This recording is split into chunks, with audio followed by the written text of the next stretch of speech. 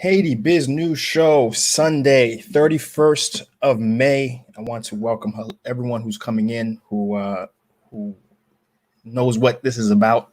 A lot of my consistent folks who consistently come in and just are looking for not only for information, but really interested in the conversation, interested in understanding what not only has happened, but a rational discussion of why that is. And ultimately ways forward, ways to impart change, be a part of and contribute in a way that's really going to move the board. It's been a heck of a year so far. We can certainly say that. It's been a heck of a month so far, for sure, with the 31st being the very last day of what has been for many people a very stressful time. For those both, may you be stateside, may you be in America. It's a very tricky, difficult time for a lot of people, and so I don't at all take it for lightly the fact that we do have folks who are able to come in and let me see if I can pin this bad boy here. There we go, pin that. Okay, and participate and contribute. Right today, of course, being Haitian Mother's Day, toute maman qui est là, et allô, nous remercions que nous là, nous demandons existence. Toute maman haïtienne, merci beaucoup. A special thank you to all Haitian moms out there who may be watching those. Have you called your mom yet? For real, have you called your mother yet? It's really important.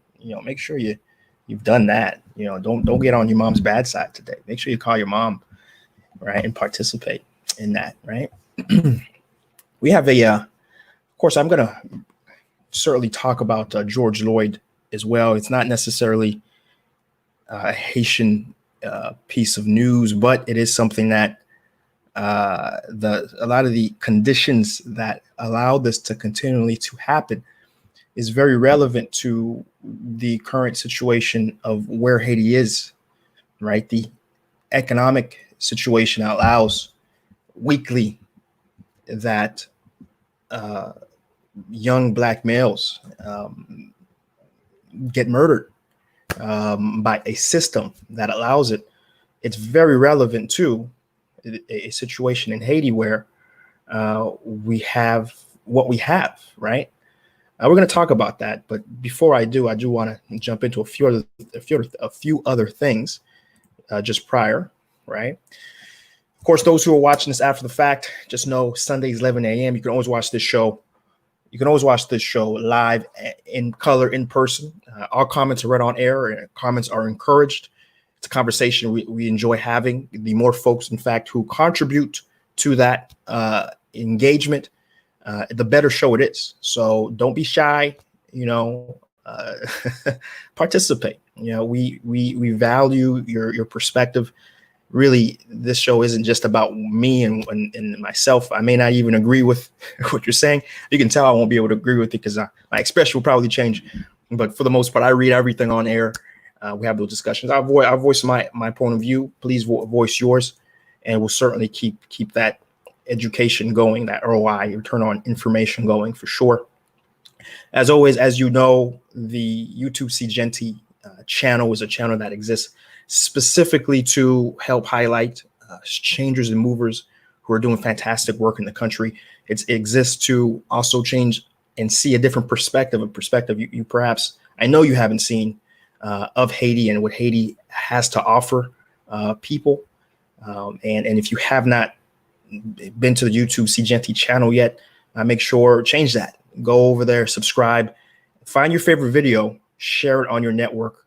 Right? Because that's how this works, right? I create content, you share it, everyone improves for it, right? So if you haven't done that, do that.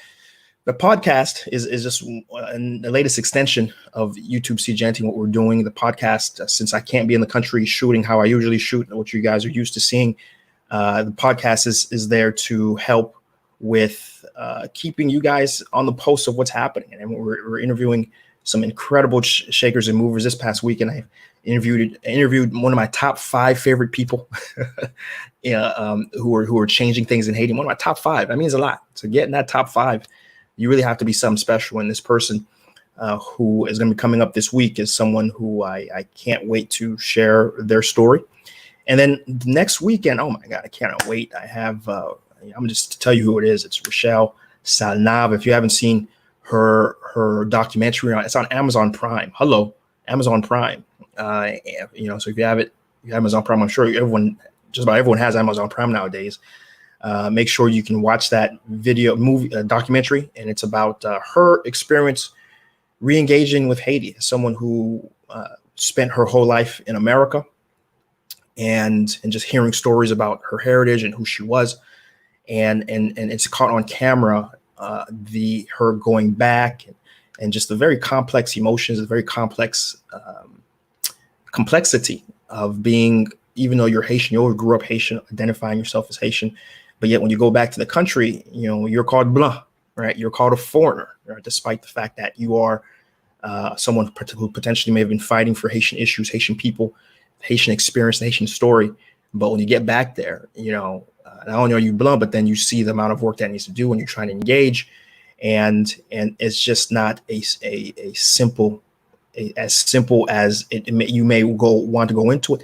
And I really do implore folks to go watch that video. Again, it's the movie's called La Belle Vie, La Belle Vie, La Belle Vie, The Good Life. It's on Amazon Prime, so make sure, again, go check that out. Again, I have her. She's going to be on the podcast, not this episode, but the next one. So, cannot wait. Usually I don't name drop like that, but I'm very happy to have her upcoming. Can't wait to share that story with you guys. And, of course, those who are coming in right now, we have a couple folks who are piling on Facebook and the YouTube. Share the stream. Share the stream. We got a couple folks here on the live. What's up? I'm seeing a lot of folks. I want to say what's up. I'm going to say what's up to everyone in just a moment. But make sure you share the stream wherever you're watching. Share on your Facebook. I know those on Facebook right now, there's a lot of living in Haiti groups, like Haitians living in Tampa and Haitians living in Florida and 10,000 Haitians in New York. Share that in those groups. Share it across everything that you can, and get some more folks in here. The more folks you get in here, the better quality of a stream we'll have, the better quality of conversation we'll have. Looking for divergent views are folks who can add to the conversation. Really, the more we can have in here, the more that, because I read all of them out here. Right, our show's been going 2.5 hours because of the amount of engagement. So let's keep it up. Let's not change that theme and trend. Right. So let's say what's up to everyone. Highly favored. What is up? Good morning. Happy to see you. G Darius 10. Oh, what's going on? James Lubin. Mon cher. Williamson Centil. Always good to see Williamson. Always going to shout Williamson out when I see him. Of course, he's doing some fantastic work with his initiative, helping mentor young Haitians in Haiti. He's building a center, working with the Mormon Church, doing some very fantastic work. Williamson, do drop your page, how they can follow you and support the fantastic initiative you got going on. FSC, what is up? Milton Pierre. C'est pas l'église où? Milton, c'est pas l'église où? Ça fait là. Milton knows what I'm talking about. Bounce Bougie 11. What's going on? Good to see you, brother. And Watt Mini, one of my favorite commenters and people. Always happy to see you. Watt Mini in the chat. What's up? IG people. Let's see. We have a lot of waves. Waving. What's up? Ana Canteras. Oh, see, I said your name. I said your name with the R and the row and everything. You see that? I'm getting better. Good to see you, Anna. I always happy to have you. Right? Neighborhood finance guy. I saw you pop in here. Hope you're still in there. What's up, man? Good to see you. He saw that Adolji Style saw the documentary and enjoyed it. Very good. Definitely encourage her to. Oh yeah, definitely want her to do a part 2 and really keep it going. Heck, I want Rochelle Nob to be the next Issa Rae. I want her to really be someone who is of Haitian descent and who's breaking boundaries in the space and helping share a unique perspective of story. Right. So let's keep rooting for her for sure.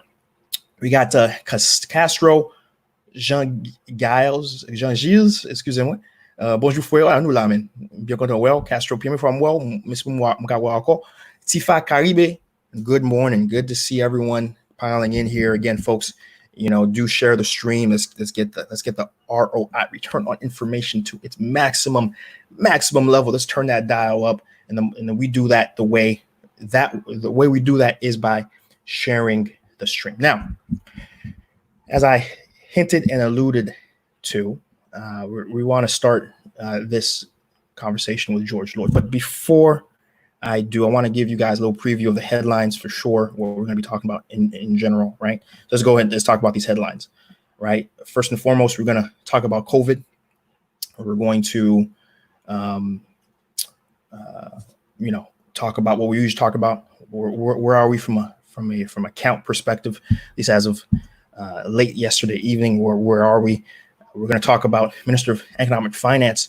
They went ahead and dropped a report of how much money has been spent so far. We're going to talk about that, right? And also there's going to be a link in the notes below. So make sure, even right now, you can go take a look at it. It's mostly in French, but prisons, there's really an epidemic happening in the prison system right now. In Haiti. We alluded to it last week, but it's gotten worse. We're going to talk about that. The migrations, right? We're going to talk about that. Two aspects to it, right? The deportations and the Dominican Republic return of Haitians. We're going to talk about both aspects today, right? Care centers. There has been an increase in care centers. Good news. Care centers in Haiti. We're going to give you an update on that. Bank branch closures because of COVID. Got to mention that. PNH is being ravaged by positive COVID. C'est un problème. When your law enforcement are being ravaged by COVID, that's something we're going to talk about today. Response, FAIEZ, which is, of course, the social welfare arm of the Haitian state, has been doing some important work here. We're going to talk about that. Aviation, there's been some developments, some things happening in that space. Today, we're going to talk about that. Agriculture, always every week I can talk about that because it's so critical and important and integral to the advancement of and improvement of the Haitian economy. There's some news there. And finally, we're gonna close the conversation with a very important constitutional electoral question and debate that's starting to ravage the domestic political sphere. Most importantly, we don't talk politics here, and it's not really going to be me giving an opinion, simply what the two sides are saying, and ultimately as well, what this may mean for the overall stability of the country, because there's nothing more destabilizing than the politics. Right. And so there's a storm brewing. I can see it in the horizon for 2021, 2022, that is going to be very problematic for the country as a whole. We're going to talk about that, and that's where we're going to end it. Right. And so for folks who are coming in, I'm going to want to say what's up to Valencia Magb. What is up? Oh, Paulo Creole. I don't know if that's a question or not, but so what happened to the Haiti Biz News? I mentioned that. G Darius. I mentioned that the Haiti Biz News. So the server that I was on, it was an Indian server. They got hacked, and everything got deleted. Right? They deleted like a good portion of the portfolio of what was on this server, because I was on GoDaddy for a while, but then I had to, for reasons I can't express, had to switch over to what's the name of this? They were called Flaunt 7, right? And not only did their primary servers got hacked, their backup servers got hacked. And when their backup servers got hacked, I was part of that. And then when I, went to log in, I reached out to them, opened a ticket, said, yeah, we really can't do nothing for you. They were like, oh, we'll give you a month free. What are you talking about? My website's deleted. What do you mean I get a month free? I don't. Imagine if I was Amazon or really dependent on the income stream of the website. I'd be next level furious. But in any case, I decided that at that point, I could either rebuild the website or just let it go. And really, you're the first person in about 3 weeks who has even asked me about the website. so that says something, right? If I had a very large demand and upswell of people asking me that question, I might consider re-getting it back up. So instead, we have the live stream we do, and we have the links that are always available. But the links now I'm going to give directly to the websites that the information is coming from, and we'll leave it at that for now until I get a little more requests for the site. Right. And of course, what the site he's talking about, HaitiBizNews.com, was the site where I was trying to aggregate all the business related news. But with that going down and the overall demand not necessarily there for my web development team to go through the labor of getting that site back up on a different website server, that's where we're at. Right. That's where we are. Right. Yeah, for sure. It's certainly annoying. So let's jump into the conversation with George Lloyd. And honestly, there's not much I'm going to add in terms of opinion. There isn't, right? Why it's relevant to Haiti Biz News and why we have to talk about it briefly is the same situation that has affected Haiti is affected the African American community in America, which is economics, right? It's the reason why everything we talk about here on Haiti Biz News is economically based, right? And I could certainly go and give you a detailed analysis of my perspective, but instead, I'm going to go with and share with you 10 minutes of someone who I extremely respect. To me, is a mentor, truly. Has really my mindset and perspective of how I move, right? How the fact that I have somewhere around 4 to 5 businesses in Haiti in particular. I have employed, been a part of employment of dozens of Haitians. Why I'm so open to helping anyone who reaches out to me, anyone, who hits me in DM and asks me for a question or guidance. Why I'm so open. Why I try to galvanize, Haitians, and why I spend time every Sunday, 2 hours, 3 hours, not getting paid, spending time on Sunday, on the day before, during a week to gather this information because of this person and his literature that he's provided, right? And I'm going to play it. Those who are on Instagram right now, if you could go on either my Facebook or my YouTube, right? Because I'm going to play a video. It's 10 minutes. It's real short. And it's very relevant to Haiti. You're going to start watching and you're going to see how relevant this is to Haiti, despite the fact that it is geared to African Americans. And we'll come back and we'll have a short conversation to make sure you guys haven't missed the key points, right? So here we go. I'm gonna share my screen here. You can see I'm on my Instagram page, okay? And let's go ahead and play that. And y'all make sure y'all tell me if y'all can hear it. You guys should be able to hear it, right? Let me go and press play.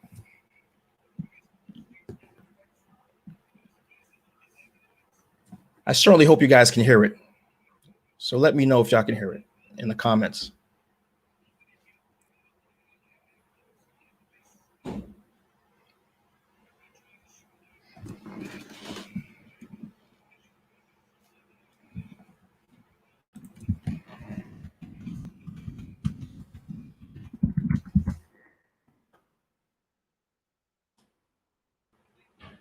Can't hear it.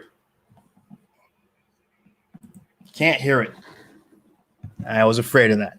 Can't hear it. How did I go over? How did I do this last time? Let's see. I think if I take it out and I just play it. Let me try this.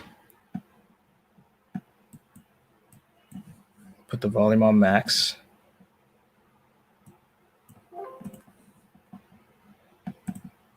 Is always economics, because racism is economics. Racism has nothing to do with who you like, who you don't like. It has nothing to do with it. The only way they beat up on you now because they know you don't have any economics. You don't have a basis beneath you.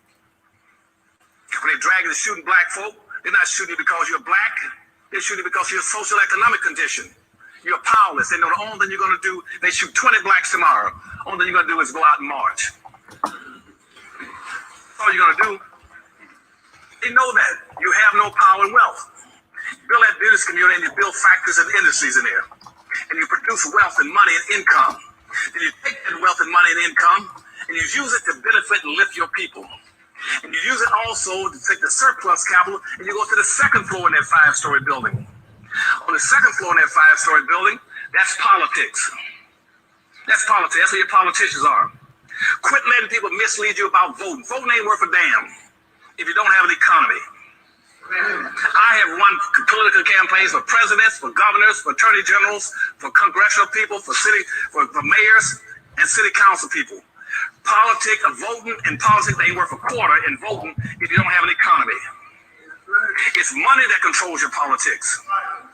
You take your money on that first floor and and the powernomics concepts that I'm trying to get y'all to buy into. You take that money off the first floor, you buy every politician on the second floor. Don't worry about voting, buy them.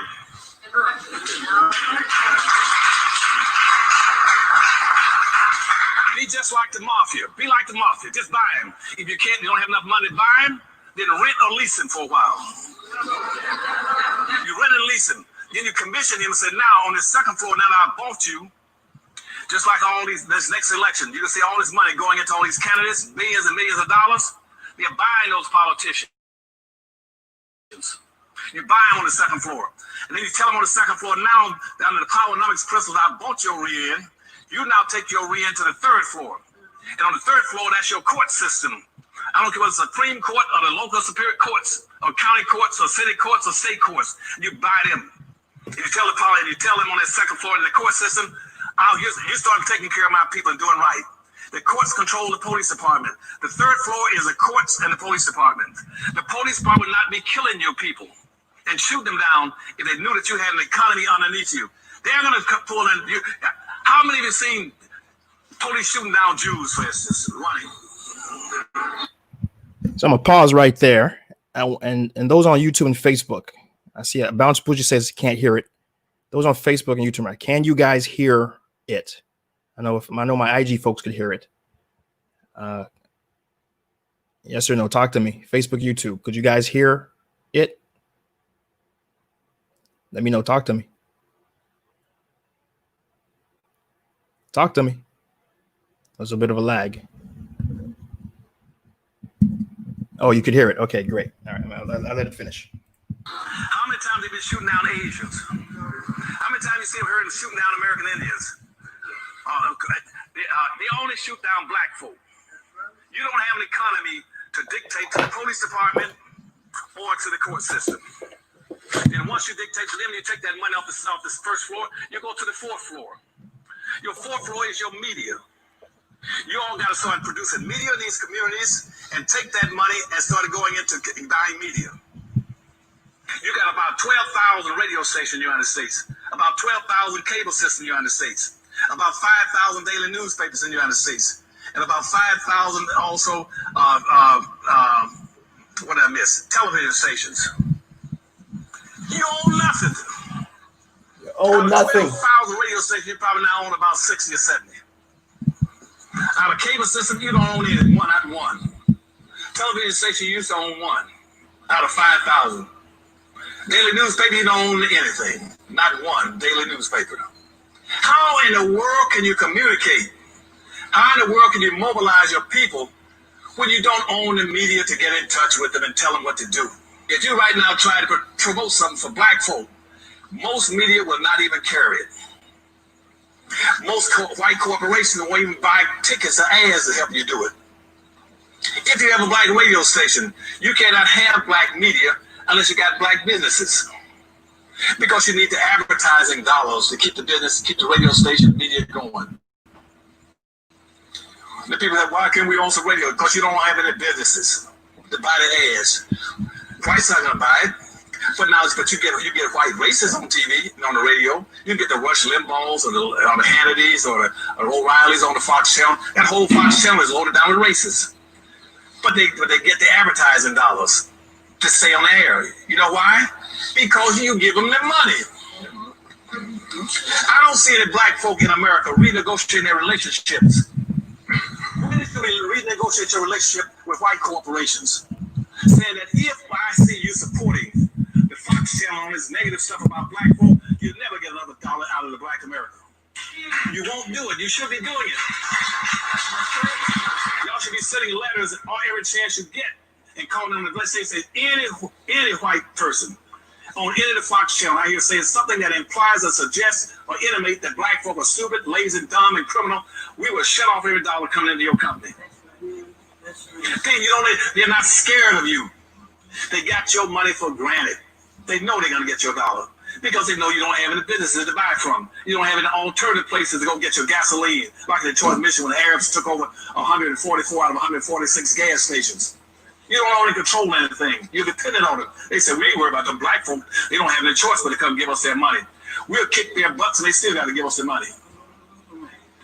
And the same thing is true with politics. The Republican Party don't need you. They know they got you locked in box. They know you're going to belong to the Democratic Party. The Democratic Party said, we got you locked in box, and we don't need you either.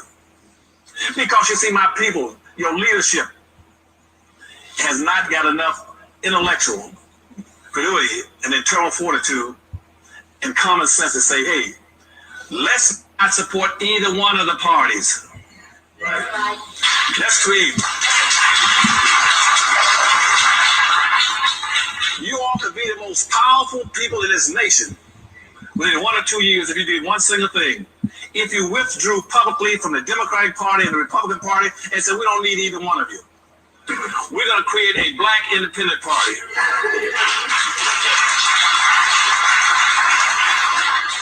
And in that black independent party, we're going to trick you all because we're not going to run any candidates.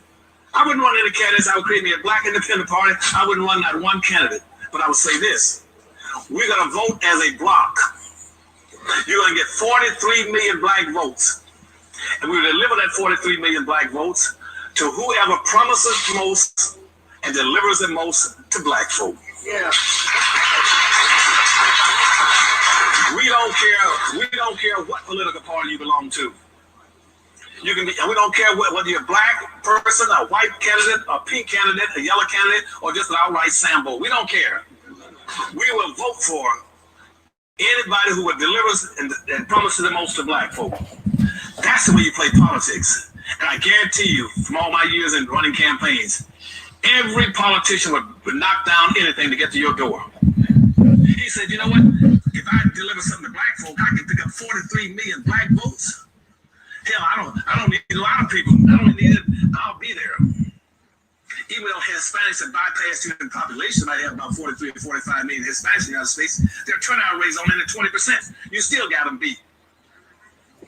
Hispanics might have picked up the population, but they don't have the voting capacity yet. You can deliver and become the most powerful people in this country if you started voting as an independent bloc. It said we move as a group. We move as a fist rather than fingers.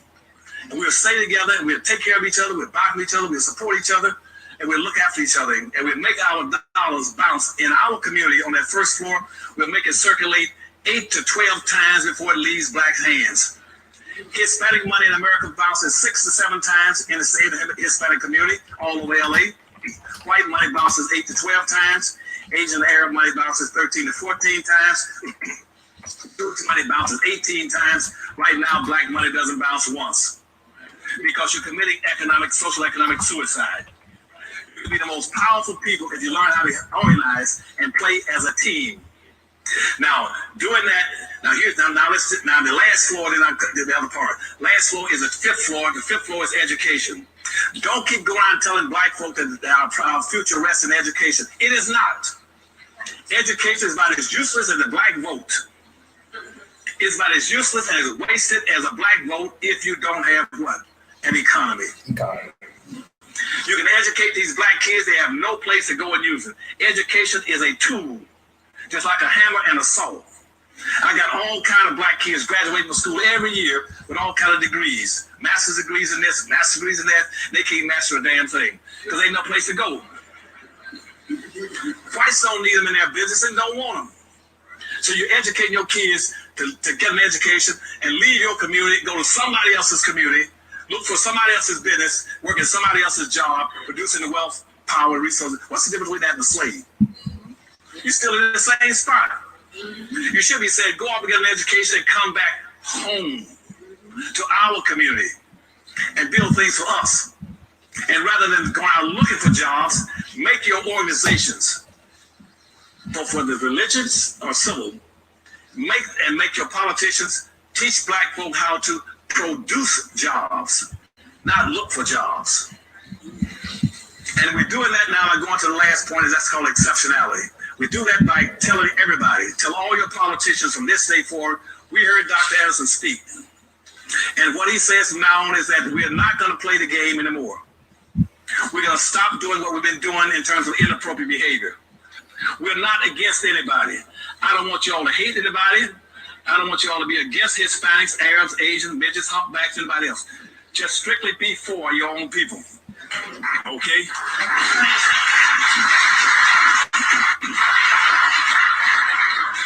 Racism is a team sport. You either play as a team or you lose by default. And that, my friends, is the video. Quick 10 minutes. Okay, quick 10 minutes. Thanks for taking a little bit of time to listen to that. It's so incredibly important. And here's how it applies to Haiti Biz News. Okay, here's how it applies to Haiti Biz News. It applies to Haiti Biz News. By the way, those who want to rewatch that, you can. It's on my Facebook and Instagram page. So feel free and share that video and archive it. Show it to folks as you discuss it. That's Dr. Claude Anderson. He has several books. I own all of them. In fact, one of the books that really endeared me to Dr. Claude Anderson, in fact, is his book, something dirty secrets. How many? 100 dirty secrets that they don't want to tell you about Black history and Black people. And his very first fact, his very first secret is the Haitian Revolution. He opens up with the Haitian Revolution, talking about Toussaint Louverture. So again, Dr. Claude Anderson, certainly an ally of us, of Haiti, and very, and his Power Economics and a few other books. And that book was part of his Power Economics book. Someone who, if you don't know who Dr. Claude Anderson is, please take some time, and your life will be just blown out of the water. And this is why I wanted to take some time this morning, especially in this time of George Floyd and the horror that we saw of how he died, and the fact that we have so many protests going on in America right now. A lot of Haitians who are participating in that. In fact, one of the more popular photos right now is a guy with a Haitian flag on his face jumping on a police car. So it is relevant to us. But it's most importantly, little dirty secrets. Thank you. It's most importantly relevant for us, this strategy. The Haitian diaspora who is so enraged when they go to Haiti and they see the state of what the Haitian politicians are doing, not done doing, to the country. And, the most popular strategy is, the most popular idea I know growing up has always been these guys in the barbershop. I want to go to Haiti and run for president. That's not so. That doesn't change a goddamn thing, right? The only way Haiti changes, and the only way you can actually impart influence on getting Haiti to change the most appropriate way, is what we've been advocating here on Haiti Biz News and CGenti and everything you've seen me talk about has been economic progress, right? By being able to go to Haiti, by being able to start a venture, the right type sort of venture, provide jobs. And it's not easy. I'm not saying it is. And that's why we talk about, how to overcome, how to work, how to overcome a corrupt system that really the government acts as impediment. It's not la-di-da sort of being naive. We know it's difficult, but I'm doing it, right? I have several ventures. I have several employees. I'm doing it.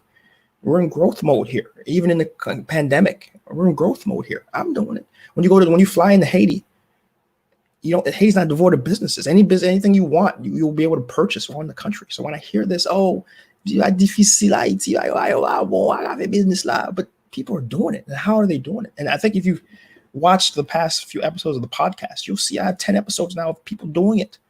If you've been watching Untitled, where I interview, the most recent iteration of Untitled, where I'm interviewing these folks who've been successful, they're doing it.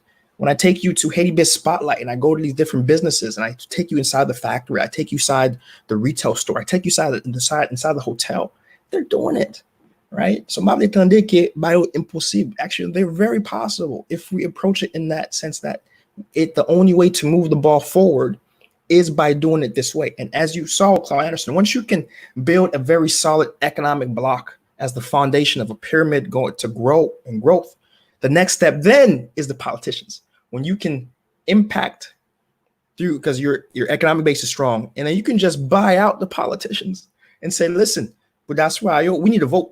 But that's why you need to change it to where diaspora can even run for office, any office, even president, right? Because here's the money, do it.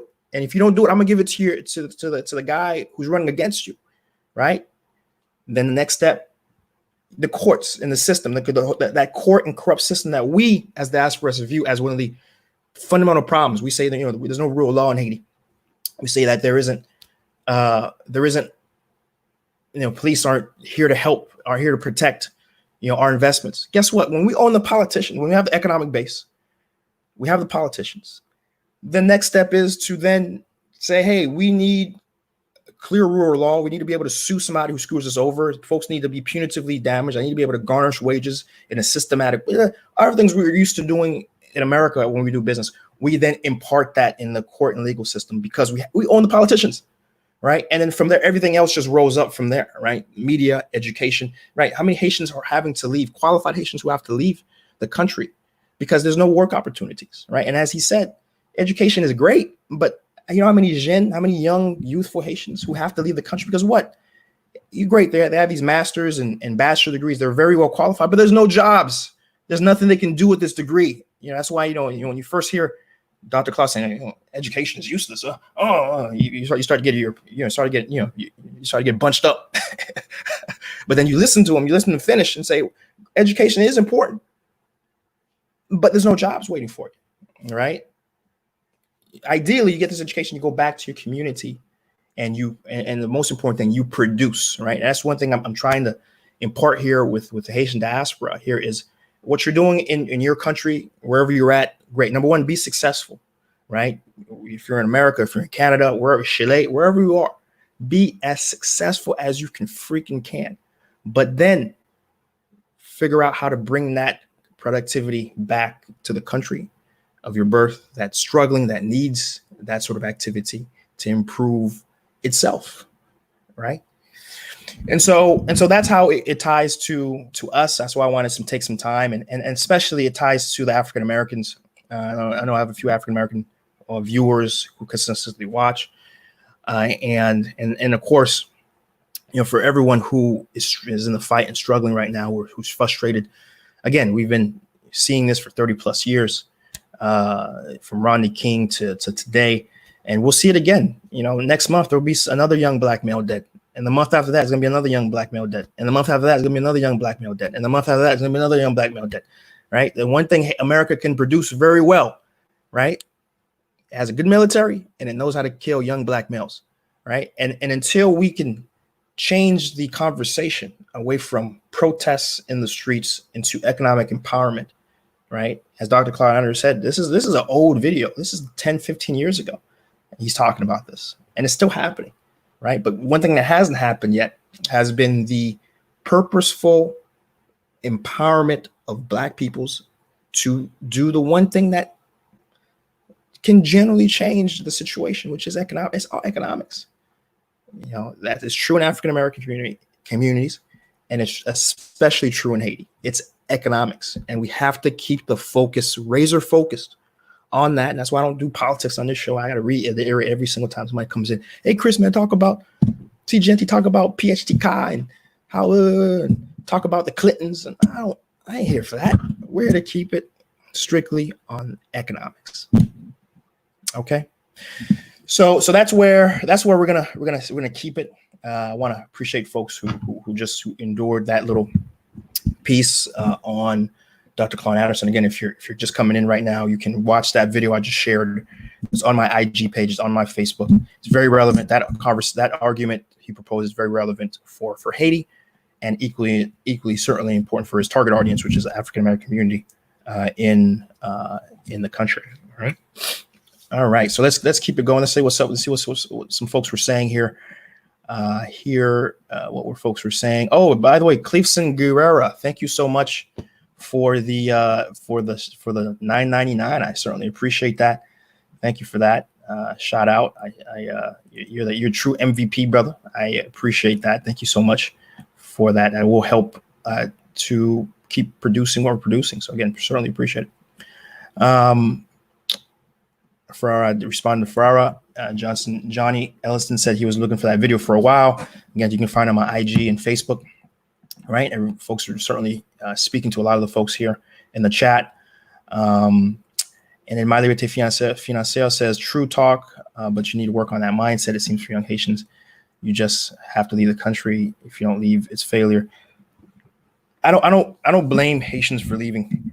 In fact, I've actually, as I meet young Haitians who are particularly brilliant and entrepreneurial, I tell them they should leave. Right, I see the situation in the country, The opportunities don't exist. I don't fault any young Haitian who has the opportunity to leave Haiti, and I don't fault them because you don't have a government that supports them. You don't have a business community that's there that supports them. You don't have an international community that really understands that you can't ship things into Haiti and just dump free rice and free beans and blah blah blah and think you're helping a people. You help a people by buying their products. You help people by setting up economic opportunity for the country to export out, right? When it comes to food, you provide the seeds for the farmers to grow and sell, right? But you don't just dump out free rice and free products, right? And when you put all that together, right, it's not a good situation for a young person, right? And I would advise them to go. But I would then tell them, once you've hit a degree of success in the country you're in, don't forget about Haiti. Come back, come back the right way and start ventures that can help put the country in a better direction. And in addition, work together with others to keep that mission going, again, to build the economic base. And that's why, again, my show is done in English. That's why so much of it is geared for the Haitian diaspora, because those folks are in the position because of my hope of their amount of success that they've had where they are, to come and bring their expertise. Again, 80% of Haitians are who have a degree are outside the country. So we need that to come back and re-engage and jumpstart the country. And that's why, again, that's why the media is focused on where it is, right? And so I don't fault them, ma liberté. I would not tell you should not tell a Haitian who, a young Haitian who knows nothing of anywhere else, but who's smart, enterprising, really wants to work, wants the opportunity to improve their lot, to stay in the country, because it's just the way the country is right now.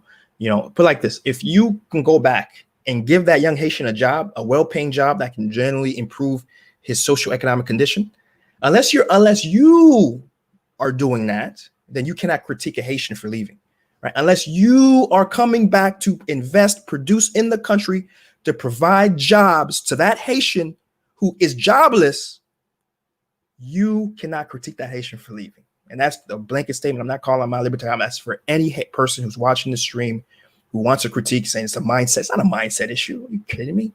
It's not a mindset issue. He's a smart person. He doesn't have a chance to go to. It's not a mindset issue. It's an issue of he doesn't have opportunity. So go back to the country and give this young Haitian opportunity. All right. If it's not business, invest in them. There's no way for this young Haitian guy who perhaps wants to start a business. He can't start a business. He can't start a business. Where are you gonna get the money from?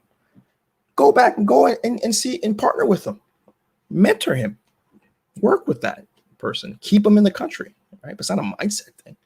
How many Haitians I meet? I'm in the country. I know my Haitians I meet who would love to stay in the country, but they can't. Right, they can't. Right. So don't give me that. Don't give me that, man. It's not a mindset issue. It's an opportunity issue. It's a mindset issue in the diaspora. They need to, overcome the programming they've gotten from their parents. That's, Haitian. Take that out your mindset, man, and re-engage the country. Okay. All right. So let me jump into the news. I know a lot of comments are coming in, and we can certainly engage that for quite some time. But let's jump into the news. We've got lots of news to talk about. We're going to be here all day if we don't do that. At this point, we're 45 minutes in. We haven't really got to any news stories. From the Bible, it's problem, right? COVID, right? We had as of yesterday evening, 1,527 active cases in Haiti. It's up to just from the day before, plus 141. We've seen now. Remember, a few weeks ago, we were seeing 20. 8. No, actually, I remember when we first, it was 8.5, and I was like, oh, thank goodness. And then it jumped to 20s. Then it jumped to 70s. Now it's jumped again, and now we're seeing 140, 120, right? And so that's where we're at right now. Certainly problematic. We're up to 35 deaths in Haiti. Okay. When we compare that to the DR numbers, we always have to look at DR. We always have to, because, we share the island, and so much of of their situation will impart on us. They have 6,777 active cases and 488 deaths, right? And they're still seeing an increase in active cases, though they're starting to see an overall plateau in the number of increases overall. So that's good news, right?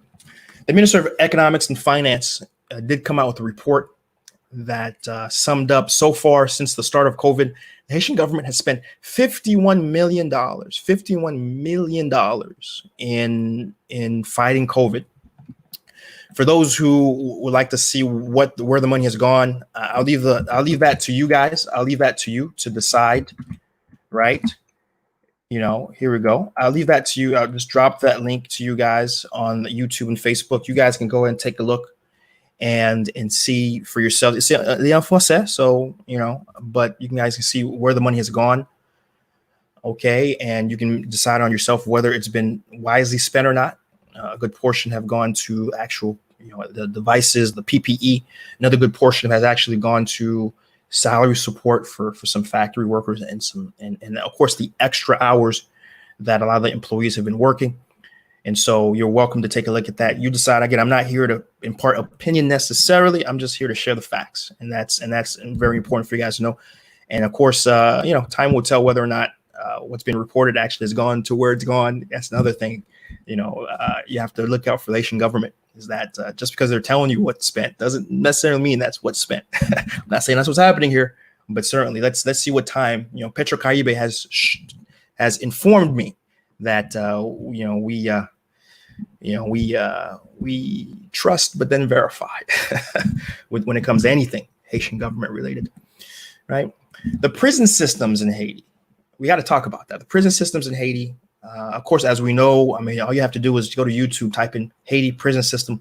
There's a documentary, in fact, that is just absolutely nauseating. There's no other word for it in terms of to see how Haitians are who are in prison systems are treated. And before you write them off and say, c'est criminal, yo, c'est foot bandi, foot vagabond, bon pour yo. Before you say anything like that, understand that 75% of people in Haitian prison, okay, people in Haitian prison, 75% have not been charged.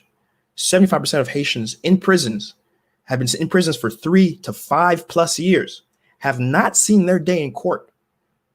All right. So before you just write them off and say, right, well, there's a massive humanitarian crisis that's been going on years unspoken in Haiti. When you have 75%, again, these folks, right? You got that one Brant guy who was kidnapping folks back in the early 2000s, whatever, and he's in prison. But after that, okay. C'est les pauvres haïtiens. Haïtiens dans ghetto, moun city soleil qui bagay margin pour pousser pour tête chaud. It's the lowest tier of Haitians that are sitting in these prisons for 3 to 5 years, 75%. And guess what? Right now, they're being killed by COVID. You have in Jacmel reports 133 prisoners in the Jacmel prison have reported COVID-like illness, fever, flu, breathing pains. And in fact, we had a prisoner that died in one of these prisons when the power went out. He actually had a ventilator, and the power got cut, and he died because of the lack of electricity, and the ventilator could not run. Right. So certainly, it's an important piece of information that you guys have to know about, and it's very frustrating because I can tell you it's these folks have been given very little priority by the Haitian state. And it's not something you and I can just very easily just walk into prison and just, hey guys, what's going on? It's a very frustrating situation that we certainly have to keep on the top of our mindset and our tongues to advocate for the 75% of Haitians who have not seen their day in court, who are sitting in jail and are dying because of COVID. Very cramped conditions, right? So I'm gonna stop right there. I'm gonna get a good chunk of news knocked out there. So I'm very, very happy. I feel a little less guilty for, and so in fact, before I know something's gonna happen with IG really quick. So let me grab something here. Let me grab something because IG is about to maybe 10 more minutes on IG before IG goes away. All right. So I just had to prepare something here really quick for IG. So let's just take a look, see what the chats, let's see what folks are saying. Let's see what folks are saying. Let's go on the IG really quick. Voyage en local says, step by step, a baby journey. Haïtien. Okay. All right. What is it like for transporting solar panels? It's not, importing into the country is not probably the easiest thing in the world to do, because the entire system of the economy is built around imports. So it's as easy as contacting, literally just Googling importing in Haiti, and dozens of import companies will come up. You call them up, you do price quotes, and then you import it in, right? And solar panels aren't taxed, supposedly aren't taxed at the border, and so you should have a pretty on paper seamless time going through it. And the right import company will help with that, will help diffuse the incredible corruptive apparatus that is Haitian customs. So the right one actually will shield you from that and give you a very flat fee, and they handle that very disgusting experience, right? Anyone who has ever imported anything in a country of note will know exactly what I'm talking about, right? So so that's your answer. Ken was asking me about importing into Haiti. I'm very much about exporting in Haiti. That's what so so you can hear the twinge, right? All right, so let's see. We have My Liberté followed up with me, said true talk, but you need to work on the mindset. Seems Haitian, you just have to leave the country. If you don't leave, you're a failure. This is a mindset that needs to change.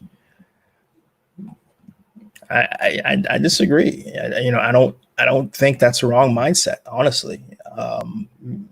Because there's no opportunity. I think that mindset would automatically change when there was opportunity, if there's opportunity, right? I think you're trying to equate mindset to opportunity, but it's the other way around. Opportunity drives mindset, right? And so it's as much as I can give to that.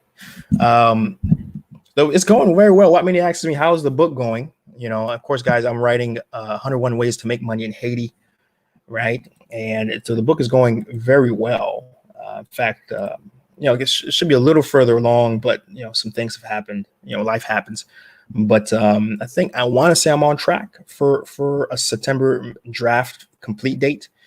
Of course, the book, 101 Ways to Make Money in Haiti, Lucrative Business Ideas, Inspirational Success Stories, and Intriguing Business Opportunities for Forward-Thinking Entrepreneurs. That book is in the works, because education is power. And I want a lot of folks who reach out to me, they ask, Chris, I want to do something in Haiti. I want to but how can I do it? And is there ways to do it? And I want to look forward to being able to say, look, there's 101 ways to do it. Here's the book. It's on Amazon. Go check it out. So certainly by end of year, I'm on track to be able to get that out. So thanks for asking about that. My Liberté says they will never teach Africans and Caribbeans how to produce, because then they will not need them anymore. So they will be out of business. They need to keep us dependent. So they give us rice beans. You know what? I think if they're really thinking about it, generally thinking about it, they would, understand that, it's better to have them be a part of the world economy and providing things for them, such as food, such as X, Y, and Z. But you know what? Actually, it's hard to argue against it. But for what it's worth, as a guy who's in the news, I've been seeing more and more of aid structured in a way that makes sense. For example, the World Bank has been in IMD. I've reported about that in the agricultural sector. They've been working very closely recently with a lot of farmers and the Haitian government to provide equipment, farms, improve canals, improve the agricultural production capacity of the country. There's been very little talk. I mean, I think the only country that still dumps food is Taiwan. Taiwan still loves just dumping food. Japan is another one. That just loves to dump food on us. Oh, here's food. And it's very patronizing, especially Taiwan in particular, given that China has given us a plan to rebuild our capital with drainage, with sewage, trash collection, and a lot of just very important, road expansion, like real roads in Haiti. A total revamped. In fact, I got to refine that link and keep it very handy so I can share it with people as I bring it up from time to time. I know a lot of folks are very, cautious with China and everything. I get it. But at the end of the day, it's you have to play the game of politics and geopolitics. Sorry. And if China is offering to actually give you structural improvements and Taiwan is giving you rice that's ultimately hampering your agricultural production in your country, you're going to have to say, let me go with the guy who's actually going to give me real infrastructure to improve my country. I know. Controversial. We can agree to disagree. It's okay. Right. So that was Bounce Bougie. My response to seeking help from China. My Liberté follows up, says, I grew up in Europe and North America, but now want so bad to live in a black country. That is why I reacted to stay in Haiti, especially since I make money online. I can be anywhere. All right, there you go. There you go, my Liberté. If you have a remote lifestyle, start making some trips back to the country. See if you can find some place comfortable, quiet in the country. There's plenty of those places. Rent something out. Internet is strong enough nowadays that you can work, and do your work in Haiti. So, maybe, think about doing that, man. In fact, our second episode on the podcast, you should watch if you haven't seen it yet, my Liberté. We had Junior JB, and that's what he does. He's a digital nomad. He could have went to Bali, or a lot of these guys like to go to Thailand and stuff to work, remotely. But he came to Haiti, because he lives in Cap Haitien and is living his best life, making good money, working through the internet, and yet being in the country and impacting and spending his dollars here. So certainly that is a way to go about it. Philly Dom, what is up, my brother? Good to see you in here. It was a pleasure. Again, Philly Dom is doing, when it comes to a guy who's living his best life in Haiti right now, he's doing that, dropping daily videos, showing you guys what it's like just to be out on the town in Haiti right now today. So if you don't know who Philly Dom is, do check him out. Go give him a follow. He's doing some great work out there, just by showing and living. All right. So thanks, Philly, for being in the chat today. Terry Daniel, Claude Anderson is the generation of Malcolm X. He's a reincarnation of Malcolm X. I certainly agree. He is exceptionally important, Dr. Claude Anderson. So this is Haiti goes. I did see 8768. I did see 8767 level planes dropping trailers in PAP. Okay, so there's been since last week. In fact, we updated you guys last week.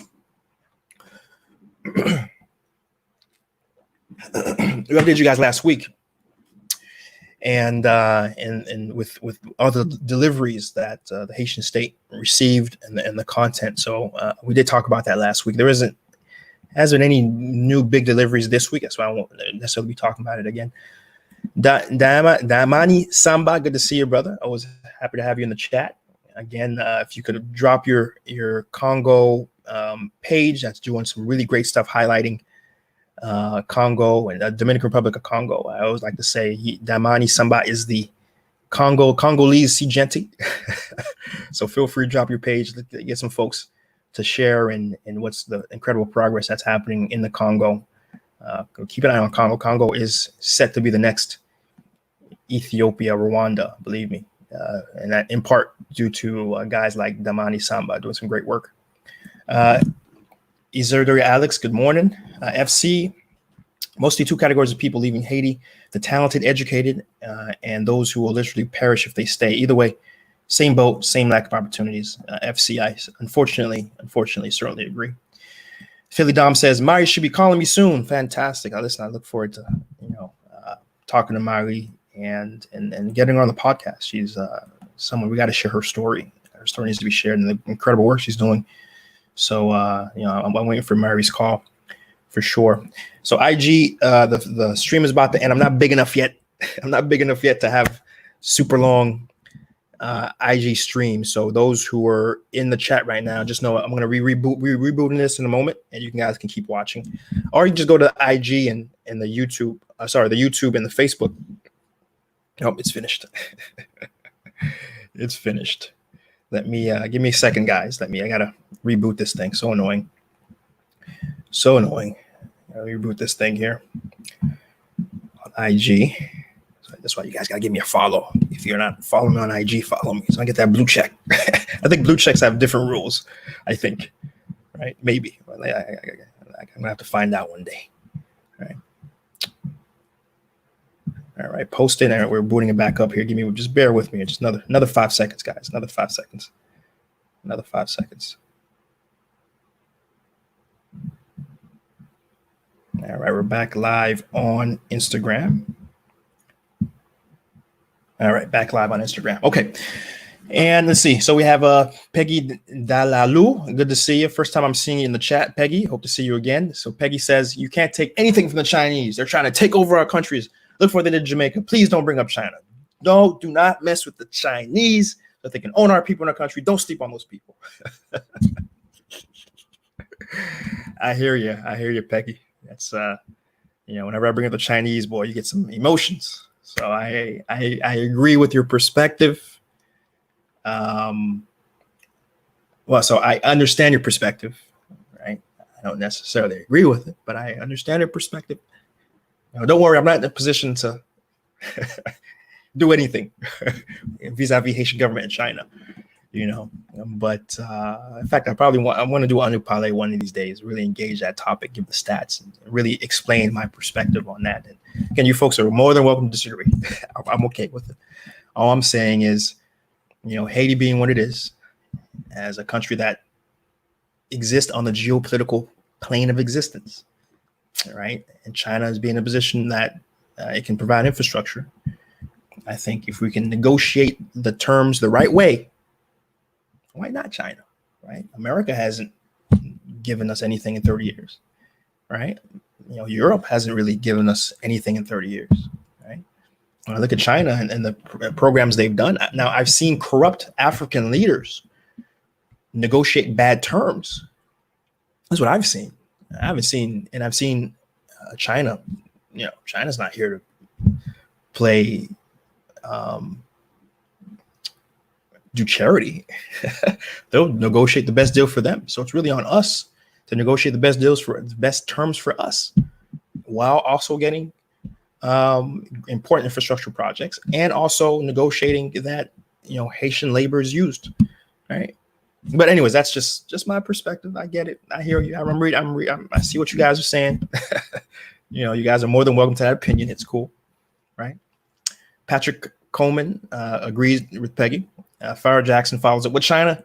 Eat the meat, spit out the bone. I think that's also agreeing with Peggy, I believe. My Liberty says, saw the video, loved it. Mary Jean, so China gave Haiti a plan, but at what? Have you seen what China's doing in Africa? I hear you, Mary Jean. I hear you. No, listen. I know, touchy subject. Richard S. follows up. A lot of people don't realize that we can learn from the Chinese. They have made great efforts in agriculture. What we need in Haiti, one of our biggest issues is food. I agree with you. And Damani went ahead and shared his page on Facebook. There you can see it's Congo Cognizance. If you type in Congo Cognizance, COGNIZANCE, you should be able to find it pretty easily there. Yeah, it's a lot of really cool. I've learned a lot, not only about Congo, but there's Damani has dropped some really interesting gems about Haiti and its relation with Africa, and so it's been very educational. So do go give that page a follow. So My Liberté follows up, says a good part of his family actually lives in Congo and actually can speak the language. Oh, that's pretty cool. There you go, Congo. Another Congo connection in the chat. Peggy Foes, sorry, still love they doing it in Africa too. I still love, for sure. Yep. James Lubin, do you trust our government to negotiate those terms? Touche. James, what's up, fella? Ba fessa, James. Of course not. Right? We need a different, more mature government at the table, negotiate those terms, right? For sure. Lizzie follows up. China has been moving mad lately. I understand the sentiment, the price you pay for the money. I don't know Lizzie. Also, Lizzie is very I think certainly I got a lot of Anu Palais discussions to put together when I get back into the country, and when I have my equipment and my videographer, and we can really put some very decisive arguments in a short 10-minute form. So certainly look out for that. I look forward to being able to and that's China is going to be certainly one of those conversations that I think will galvanize a lot of people. Let's see. So Peggy follows up. Chinese is also giving out fake rice. Please don't talk about the food. They're selling fake rice to other countries. That are not their own fake rice, but fake forms of other food. Okay. And then Peggy says, don't even bother with that rubbish. I'm Jamaican, living in Jamaica. China has not taken over Jamaica. There's a lot of misinformation going on in Jamaica right now.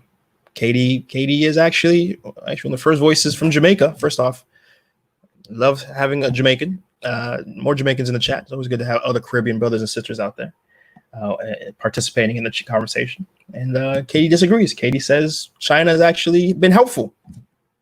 Okay. And she lives in the country. Patrick Coleman says many of us want badly to help, but it's very expensive. What ventures can we start or move there that can help pay our overhead? Move there that can help. First off, I wouldn't quit your job or anything if you're looking at, as always, the first step of helping Haiti is just to visit. Do a weekend trip, visit every other month, just visit, right? Take, the folks who succeed the most in Haiti, they travel back and forth over a course of 2-3 years to really get a sense of the culture, the opportunities that exist, and ultimately how they can plug in. So Patrick, start there, and then once you've done that enough times, then there's other ways then to support yourself. For example, we just talked about the start of it. There's a lot, especially now we're in COVID. How many jobs are now work from home, right? Get a good remote job that can pay you what you're used to paying. Haiti's internet is relatively pretty decent to allow you to do the basic work that you need to do, right? And that's how you can support yourself, right? Support yourself by getting a remote job that you can still make American money while living in Haiti, right? So I just gave you 2 ways to answer your question. And honestly, don't start a business there until you've really acclimated yourself to the culture, made networked, have understanding of what it really means to live and be in Haiti, to maximize your chance of success, right? So Patrick, Godspeed, good luck. Katie, good stuff. Hope to see you again, Katie. Thanks for contributing. Thanks for watching. Hope you're subscribed. Mani Magjema. You're being tested, I think. I think he said so. He's writing to you in La Linga. You're being tested, Ma Liberté. Right? And in Angola, China actually built infrastructure and helped the government focus on other things now. The country is becoming rich. Portuguese are moving to Angola. My dad died, not even back to France. So again, there's another pro-China conversation right there. Angola is seeing a boom, and China's a big part of it. And we have people being able to come back, diaspora, the Angolese diaspora, even Europeans are actually starting to move into that country. And of course, when you have more Europeans coming back than your native people, that's certainly not good, right? You want your people to come back, and hopefully, most of it's a higher chance that those people will then turn around and help their people, right?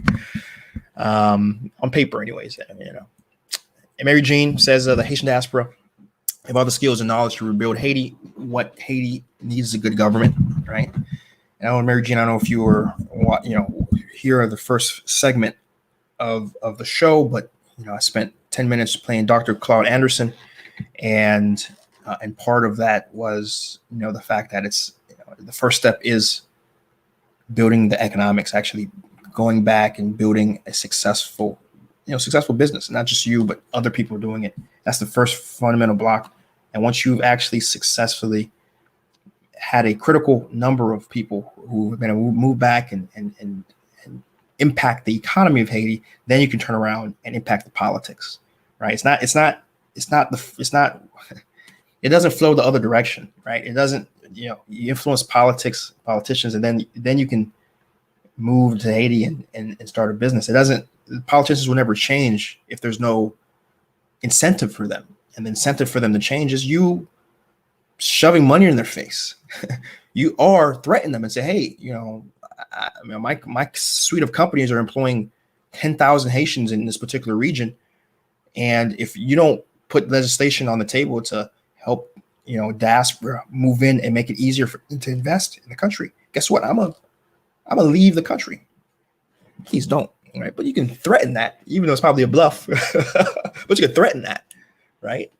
And that's how you influence the politics and eventually you can then back, politicians who really get it. You can vet the right politicians and get them in office and get the ball rolling. And that's how you move. That's the right way you move. Again, Dr. Claude Anderson, if you haven't seen that, it's on my IG Facebook page. Right. Do check that out.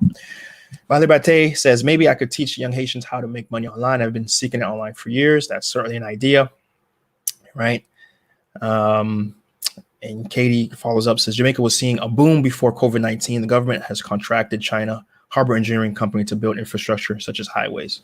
Right. So, Katie, thanks for that perspective. Certainly appreciate that for sure. And certainly when I build that video for China, I will certainly be bringing up Jamaica statistics for sure. Right. And heck, even DR has last year or the year before also switched over to Team China, and they're benefiting a lot of projects because of it. Right. So let's keep going. News stories. Migrations, deportations continue. This past week, 30 Haitians have returned from America. 2 confirmed COVID positive cases amongst those 30 people. Though they were negative at the time, they were previously positive. Okay. So, you see me talk about this. I'm fatigued talking about it, how inhumane it is to be bringing Haitians back into the country right now during COVID. Haitians can't even, support their numbers. Now you're bringing in people who actually have been COVID positive on top of that. I've asked you guys, definitely do it again. Keep contacting your state legislators, your deputies, your representatives, your senators, and let your voice be heard. That it's unacceptable that we're deporting people in a time of a pandemic into countries like Haiti that do not have the infrastructure to support. It's inhumane and not right. It's equivalent to shipping people back to war-torn Europe, right? World War II Europe. Would you be shipping Jews back to Germany? Right? I mean, that's sort of the situation right now when you're shipping Haitians back to Haiti right now with COVID-19. You're shipping them potentially to their deaths, and not only to their deaths, but to potentially impacting and killing other Haitians, especially if they're COVID positive. Though Haiti does say they're quarantining these people, they're saying that, but again, it's Haitian state. It's the Haitian state, right? Emmanuel Toto Constant has expressed that. So I was absent. Sorry. Emmanuel Toto Constant was, of course, a war criminal, a terrorist, someone who was responsible for thousands of deaths in Haiti from young children, rapes, etc. He is being held in American custody. He's supposed to be shipped out. There's been talk every week that he may, or every shipment, may be returned back to the country. To the credit of Haiti's government, at least they're saying that if Emmanuel Toto Constant was to be shipped back to the country, he would be arrested. Rightly so. He'll be arrested and tried for the incredible crimes he committed back during ICE and the amount of just truly warlord Geneva Convention level atrocities that this man committed. So he hasn't been shipped back yet, but I don't see Trump keeping a guy like that in America for long, right? So altogether, we've had since the start of COVID, since early March, we had 4 flights thus far, and over 276 people, Haitians, returned from the U.S. And so certainly it's problematic again for this to be happening, and so. We'll keep informing you as it happens. Right? But again, if you're in America right now, again, do contact your your politicians and inform them that this is wrong and it needs to stop. Dominican Republic has there's been as you know, a lot of Haitians coming back from Dominican Republic, given the economy that's and the COVID that's happened, affecting their employment opportunities. To their credit, the DR has started a program. DR in Haiti has started a program called Assisted Voluntary Return Plan, and that entails the Dominican embassy providing care for Haitians and then their transport to the border, right, on scheduling that, right, and then the Haitian Red Cross will provide food, to Haitians once they get to the border, and additionally, once they get to the border, they're going to be tested, right? They've verify their state of health, temperament measurement, observation, look for symptoms, look for COVID-19. For those who perhaps may be suspected who have some symptoms, we reported last week that a good amount of quarantine medical facilities, tents were being built across the border to help with this situation. It took about a month in, and already tens of thousands of patients already crossed over. But I'll take anything. I'll take anything, no matter how late it is. Unfortunately, when it comes to Haiti. And Haitian government in particular, and so they are setting up quarantine centers to help with, when they do run across somebody with with symptoms, and these quarantine centers are equipped with water, electricity, showers, internet, cable, TV, Canal Plus, so very humane conditions. They're not just in a tent in the middle of nowhere suffering. They're trying to really set up these centers to really be again, humane and acceptable for human beings, right? And additionally, follow up for anyone who may have tested COVID positive and then passed quarantine and then lived. Follow up by the Minister of Public Health to ensure that they are moving and behaving in the appropriate way. So, and finally, the OIM, the International Organization for Migration, this is a UN subset, are providing 120 beds to accommodate COVID-19 patients. So again, some very proactive, positive news happening. We're seeing some structure on the border, which is absolutely critical and important for the response. This actually should have been happening on day one. This should have been a plan of action on day one.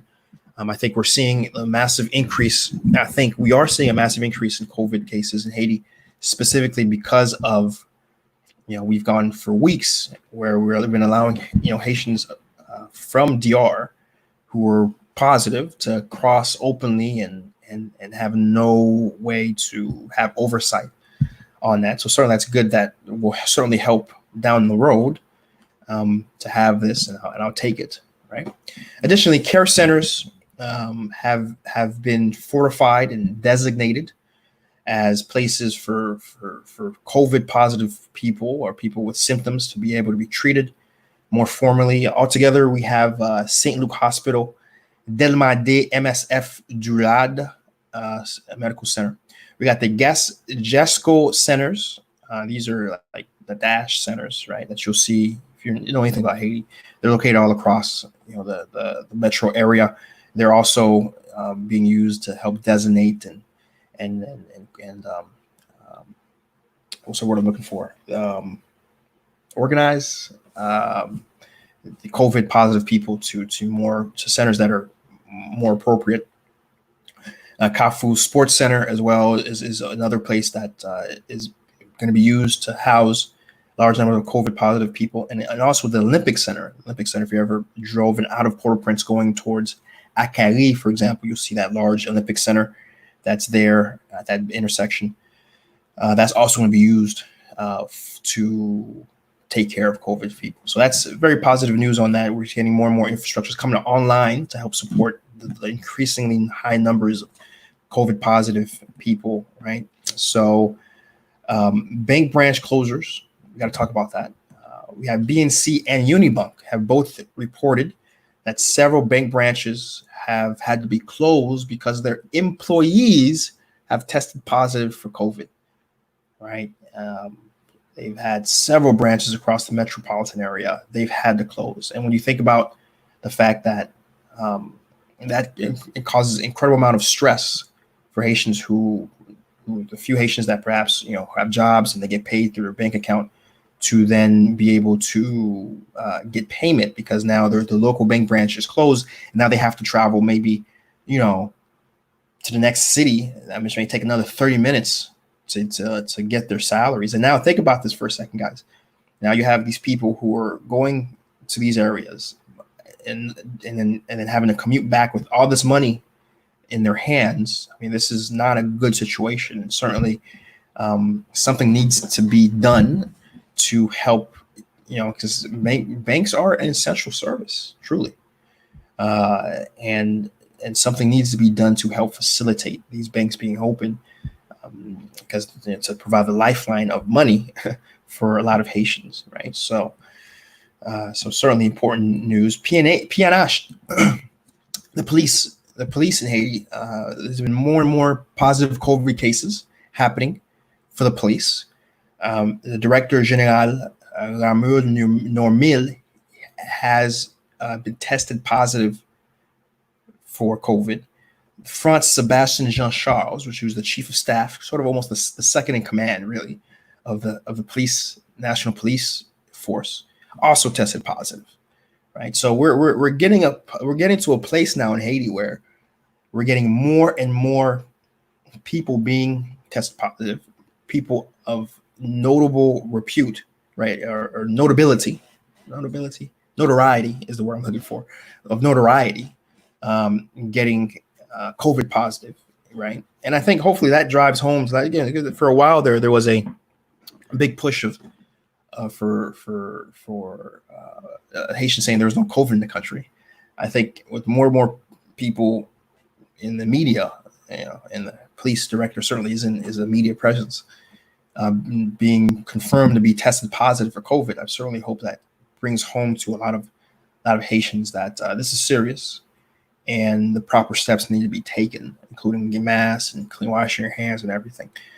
And certainly, it's difficult when, again, the very people who are there to protect and provide law and order are being incapacitated for 2-3 weeks because they're COVID positive, right? And then also these people, remember, COVID is something that you don't detect until it's been around in you for a while, and they might be sharing that themselves to the population as a whole. So COVID is certainly hitting a critical mass, and it's affecting more and more people.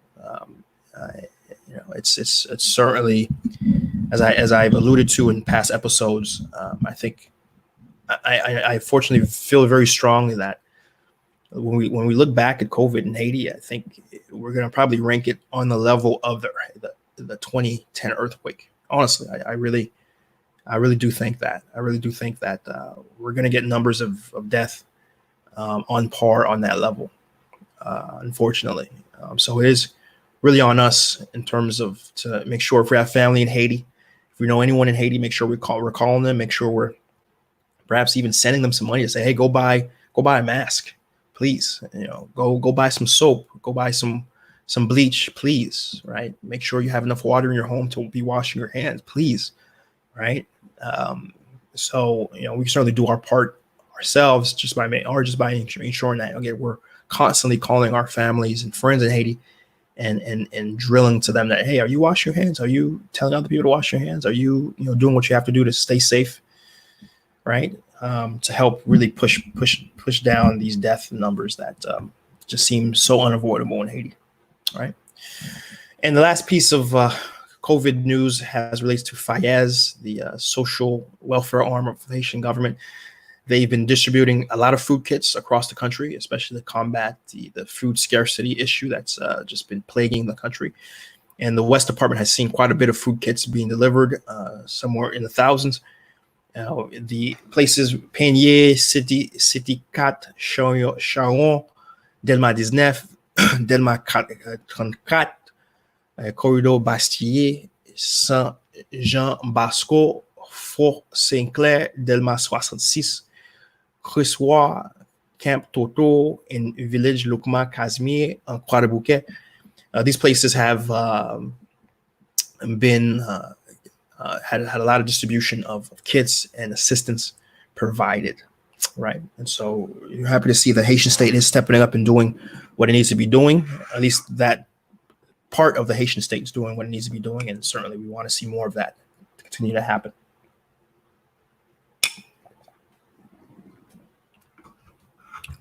So let's go ahead and take a look and see what folks are saying in the chat right now. Let's go scroll up a little bit. Let's see. Scroll up, see if I missed anything. Let's see. Let's scroll down. Let's see. Where was I? Okay, here we go. People also chose to ignore the fact that they've received. This is from KDK in Jamaica. We've also received investments in the tens of billions from United States government in Germany, France, and the United States. And so that, and I think what he's alluding to is that we've gotten a lot of investments from other countries and we have very little to show for it. Right. So, is it pick your poison? I don't know, but I think certainly playing the game, the geopolitical game, the right way, particularly to help benefit your country. I think we should be talking about that instead of outright banning China. Right? We should surely try to play the geopolitical game a little better. Marie Charles Ewood, bon après-midi. Allo, qui j'en ai? I hope I see you again. Marie Charles says, I have shares to 6 other people. I hope they enjoy great information about their country like I do. Marie, you're the MVP. I want to highlight you real quick. She said she shared it to 6 people. Thank you, Marie. Thanks for sharing the video. Thanks for sharing the live. I appreciate you. And if you haven't shared it just yet, you still have time. Please share the live. Let's get some more people in here. We got Nildia Turin says, okay, bless up, sis, but please ask your prime minister what is the loan agreements he signed for China for them helping Jamaica out. Make sure the terms are not like what they did to Kenya and others. I don't know. I think that's what Katie's saying. Katie's saying, she's there. She's seeing the progress. She's seeing the economic boom. I don't know. Nilja follows up, says, I'm not sure if you know that they COVID test at their COVID tests are faulty. Tanzania tested a couple pigs and papaya and they all test negative. Guess what the kits were from China? Okay. Why are kits that are for human beings being tested on pigs and papaya? Of course they'd be negative. Okay. All right. Maurice Charles says, dis rien, c'est comme ça, moun connaît plus de Haïti. Merci à pile, Marie. Merci à pile. I appreciate ça. Okay. All right. So let's keep it going. We have a few more news stories, non-COVID related to talk about today. Edan Manusi over in IG land. What is up, brother? Good to see you. Aviation. We've had a massive infusement of capital happened for the aviation industry, even though Haiti has not seen much aviation right now. It's the reason why I'm stuck here stateside waiting for the airports to reopen. But the World Bank has decided to go through the International Development Association, provide $84 million grant.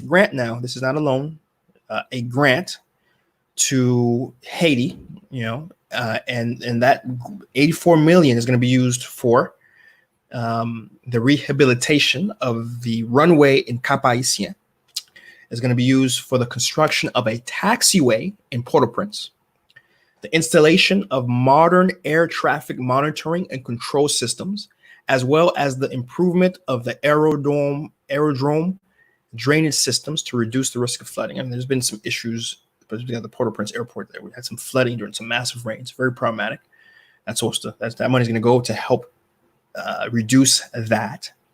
And then technical assistance that will cover vocational training and measures to encourage employment of women in the air transport sector, right? So all really good and important initiatives.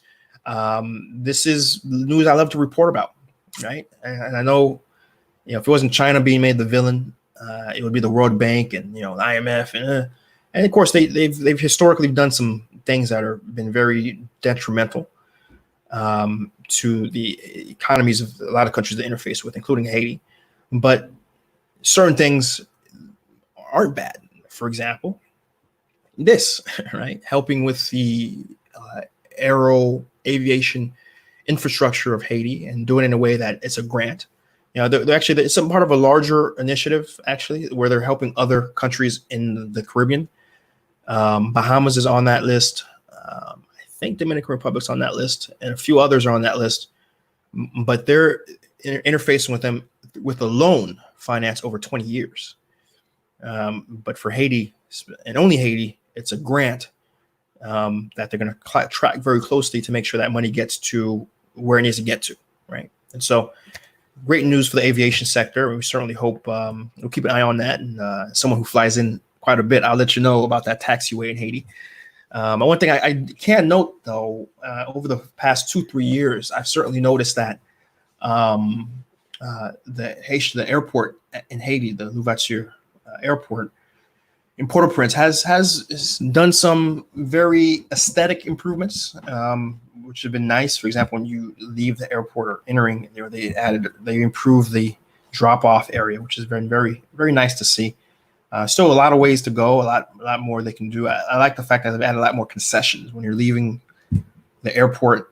They've had a lot more food courts and things, which have been very nice. There's one little spot I always go to. I usually run across somebody who's watching to see Genty and say, "Hey, I see Genty." The little panini spot down there. I forget the name of it, but I always try to pick up a panini on my way out. Very delicious stuff.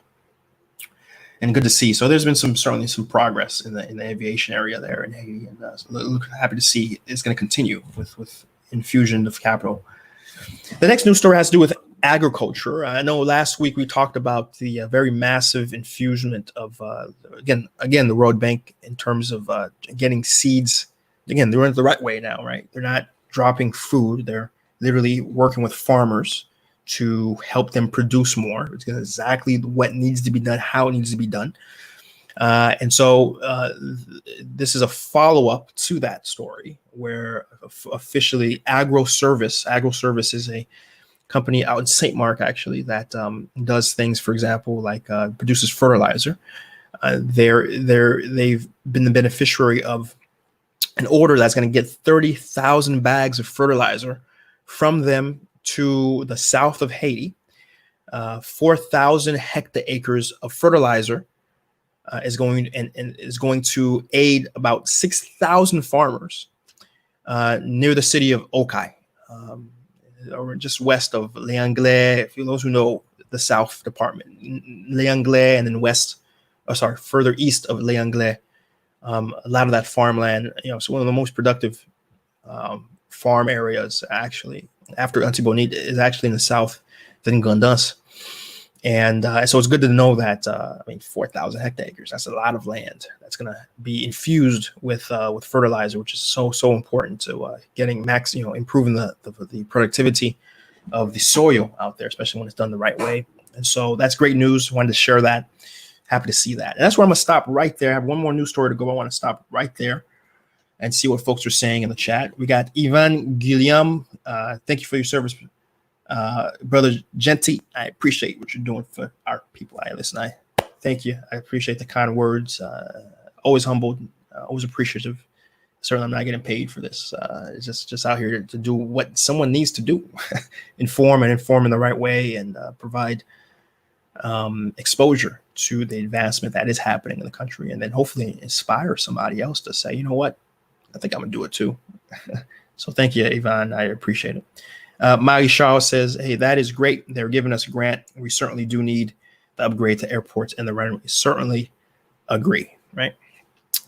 And finally, the last news story we're going to finish off with has to do with the constitutional electoral question that is just like, if you're not really into what's going on in Haiti right now, you may miss out and it's going to blow up. One day you're going to just wake up, you're going to see the news and you're like, what's going on in Haiti right now? What's this?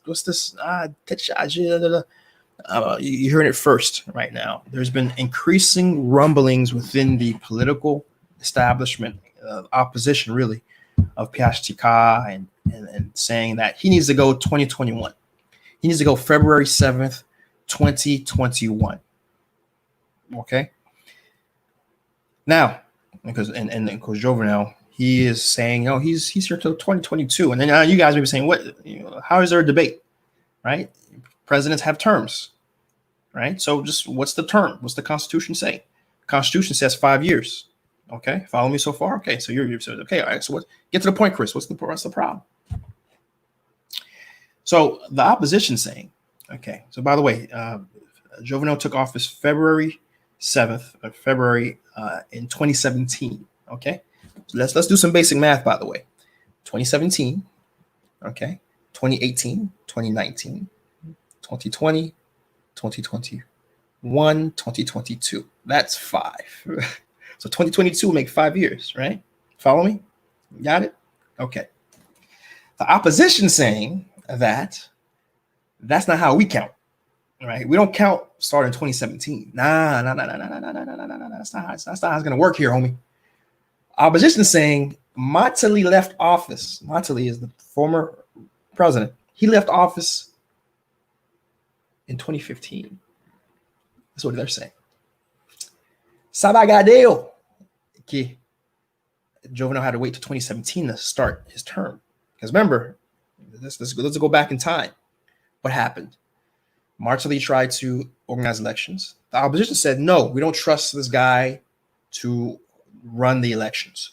We want him out, first and foremost, and we want a provisional president in, and that provisional president is going to run things.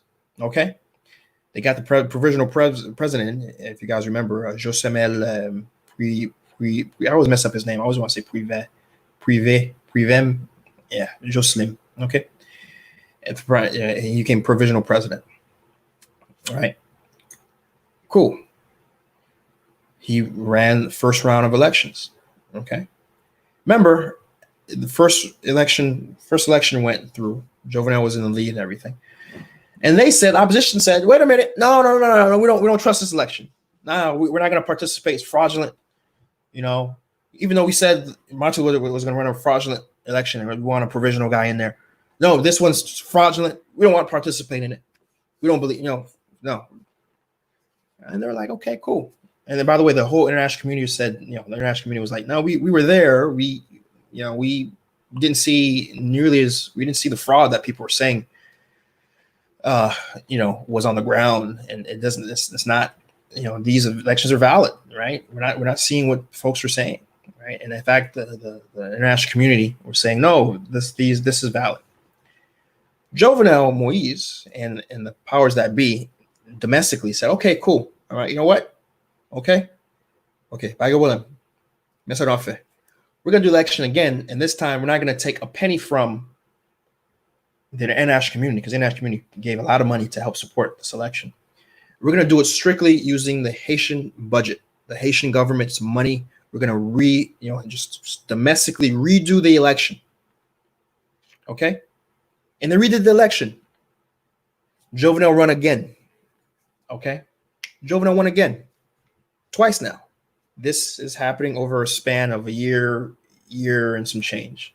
This is why there was a delay in him being able, because he should have took office, 2016, right? So that whole year, political instability, what Haiti's known for, right? The whole back and forth, the politics, the dizzled, right?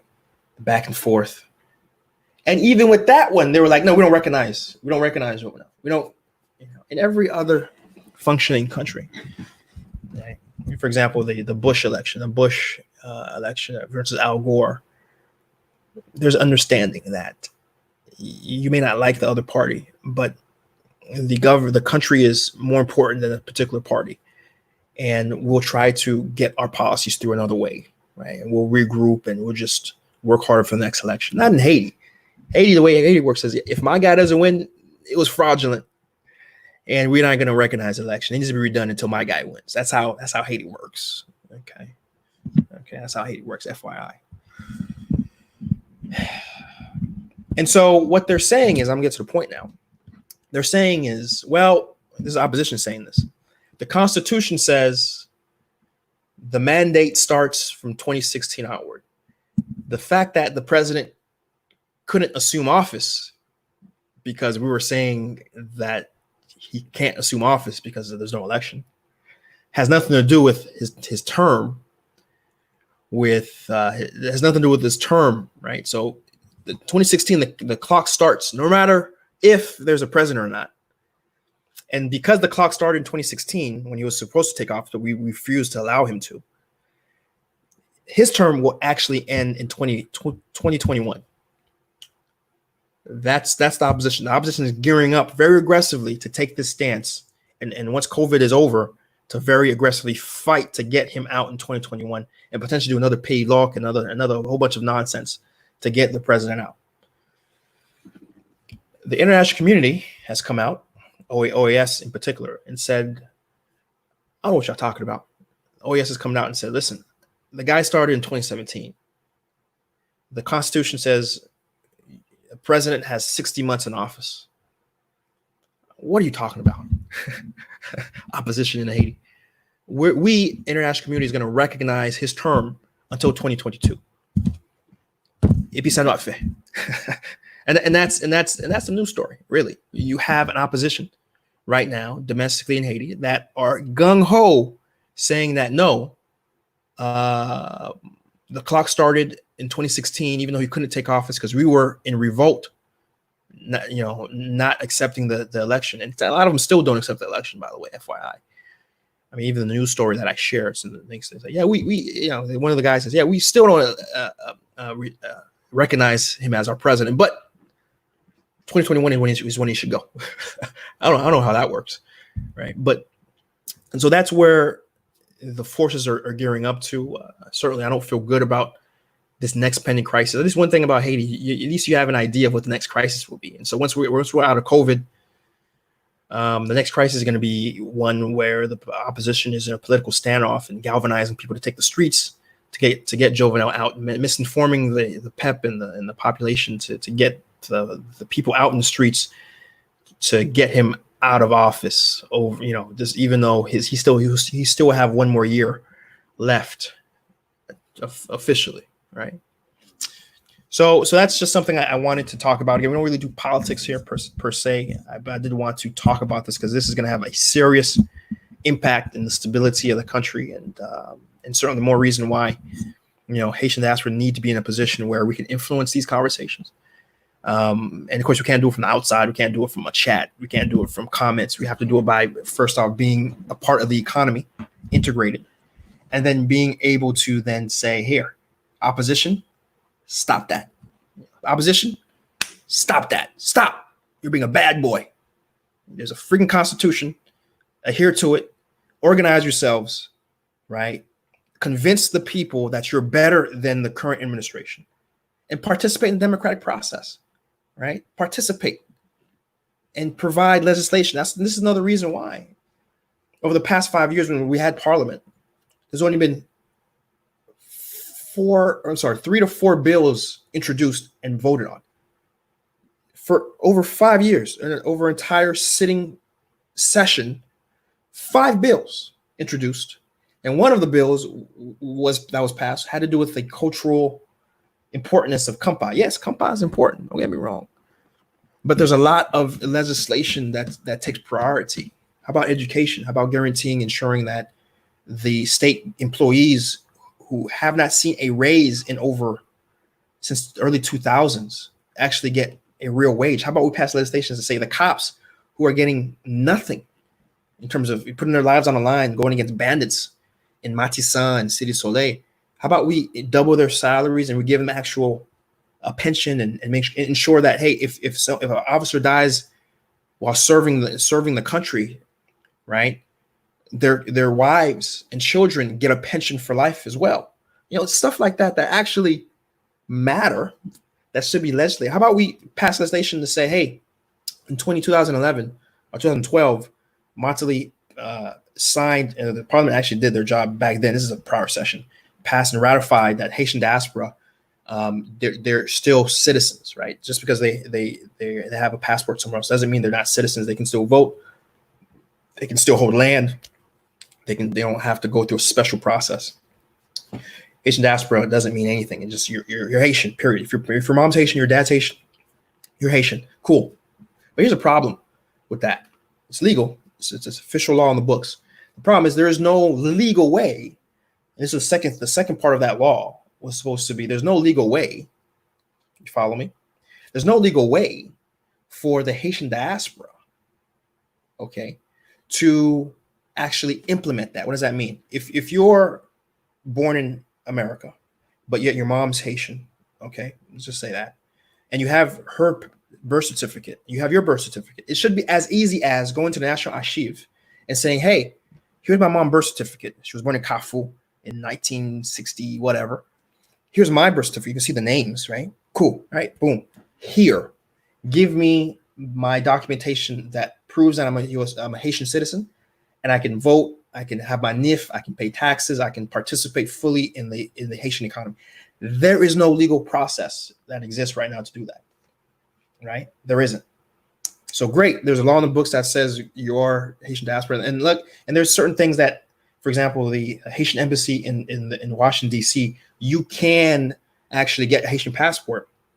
There's a process in place, and that's just the Haitian embassy decided to do it on their own to allow Haitians who was made as Haitian American to get a Haitian passport. But Haitian passport doesn't mean anything in country, right? Because the most important piece of documentation you need as a Haitian in Haiti to function in Haiti, you need something called a NIF, N-I-F, right? It's basically your social security number in effect. It's your registration number, your registration ID, your tax registration ID for the tax office, DGE. That's what you need to function in Haiti. You need a NIF, right? That's what you need to sign documents, to buy land, to sell land. Everything is referenced by your NIF to register a business. Everything is registered by your NIF. You need a NIF, right? A passport isn't a NIF, right? You can't go to Haiti with a passport and say, yeah, can I get, no, they're going to ask you for documentation from the National Archive. And you're not going to be able to get that if you weren't either born in the country already. Lucky for me, I was born in Haiti. And lucky for me too, my parents kept my birth certificate. So when it was time for me to transition back to Haiti, all I had to do was just go to National Archive, show them my birth certificate. They pulled out the fact that they registered it. That's another part that's important too. Sometimes you're born, but it's not registered, but that's something else. I was able to just pull out my extrait d'archive. And then from there, I was able to go to the tax office, get my NIF, and voila, I exist. I can fully function in the Haitian economy, fully, with no restriction. I can do anything and everything I need to do to function in Haiti and impact and change the country, right? And so to go back to it, right, these are sort of laws that need to be passed, right? But instead, we have the opposition doing nonsense like this and saying we don't recognize, and they focus all their attention to the Haitian president when the Constitution is written in a way that actually the reality of Haiti is we are a parliamentary government, meaning all power lies in the parliament. All power.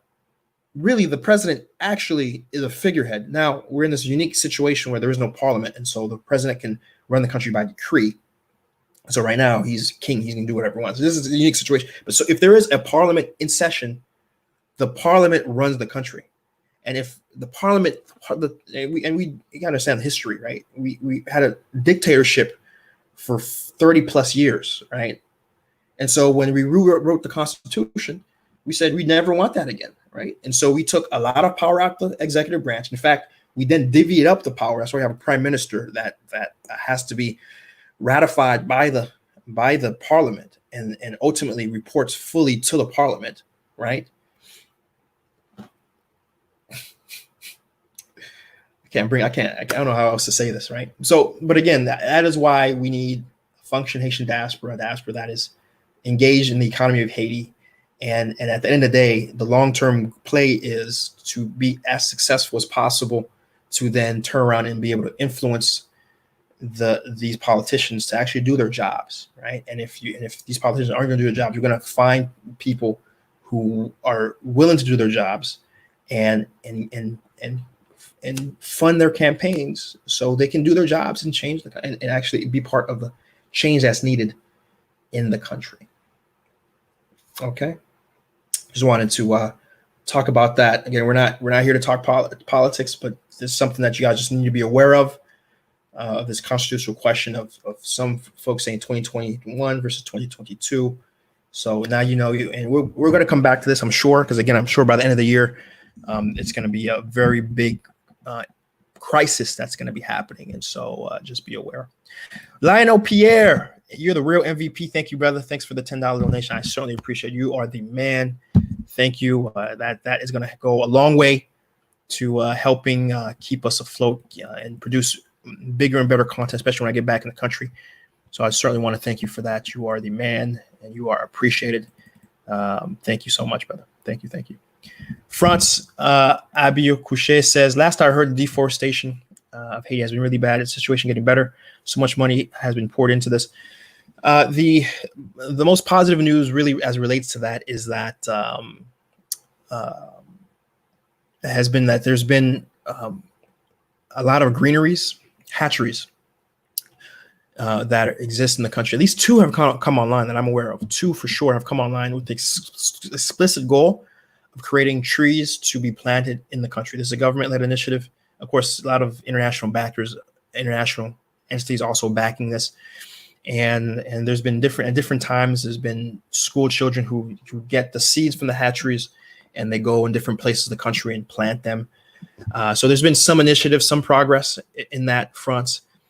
But certainly there's a lot more to go. And ultimately, what needs to be done is what needs to be done for example, in Jamaica. Jamaica did a fantastic job in keeping, because they were there at a time, Jamaica was experiencing some pretty aggressive deforestation. So what the Jamaicans did, the Jamaican government did in particular, they went to the rural areas where this is happening and provided these rural people alternatives. They provided them gas-powered stoves and other eco-friendly burning alternatives for them to cook their food, right?